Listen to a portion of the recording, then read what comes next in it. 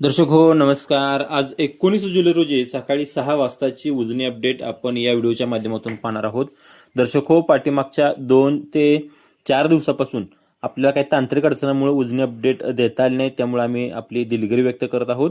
मात्र आत्ताची सगळ्यात महत्त्वाची आणि भीमा नदी काठच्या शेतकऱ्यांसाठी आनंदाची अशी उजनी अपडेट आहे.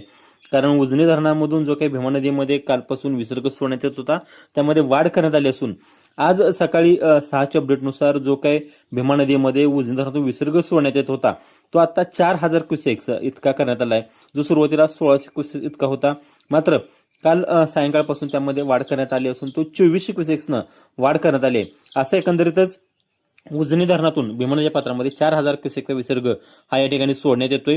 त्याच पद्धतीनं उजनी धरण 50% भरले असल्यामुळं अनेक शेतकऱ्यांनी मागणी केली आहे. त्यामुळे सिना जोड कालवा आहे त्यामध्ये सुद्धा या ठिकाणी पाणी सुरू झाले. 280 क्युसेक्सनं सिनामाडा बोगद्यासाठी पाणी सुरू आहे. त्याच पद्धतीनं बोगद्यात जो आहे ते बोगद्यासाठी 900 क्युसेक्स आणि मुख्य कॅनॉलसाठी 1700 क्युसेक्सचा विसर्ग हा या ठिकाणी सुरू आहे.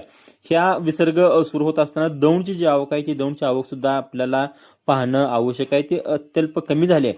त्या सकाळी 6च्या अपडेटनुसार 3396 क्युसेक इतके झाले आणि उजनी धरणाची टक्केवारी जी आहे ती 53.48% इतकी झाले. धरणाचा जो काही उपयुक्त पाणीसाठा आहे तो 28.65 TMC झाला असून एकूण पाणीसाठा आहे तो 92.31 TMC इतका पाणीसाठा झाला आहे. उजनी धरणानं अगदी 8 ते 10 दिवसामध्ये आपली 50 पूर्ण केली आहे आणि त्यामुळे जे काय उजनी धरणावर अवलंबून असणाऱ्या सोलापूर जिल्ह्यातल्या जे काही पाणीपुरवठा योजना आहेत त्यामध्ये आता जे काय आहे ते पाणी सोडायला या ठिकाणी सुरुवात झाली आहे. त्यामुळे आजच्या अपडेटनुसार उजनी धरणातून महत्त्वाचं असणाऱ्या भीमा नदीमध्ये 4000 क्युसेक विसर्गानं पाणी या ठिकाणी सोडण्यास सुरुवात झाली आणि ते पाणी आता लवकरच भीमा नदी काठी पोहोचले. कारण अनेक ठिकाणी भीमा नदी जी आहे ती भीमा नदी कोरडी पडली आहे. त्यामुळे आता शेतकऱ्यांची मागणी होती ती मागणी लक्षात घेऊन आषाढी वारीच्या अनुषंगाने हे पाणी सोडण्यात आलं आहे. तर आता ते पाणी पोहोचल्यानंतर नदीकाठच्या शेतकऱ्यांसाठी निश्चितपणाने ही महत्त्वाची बातमी असणार.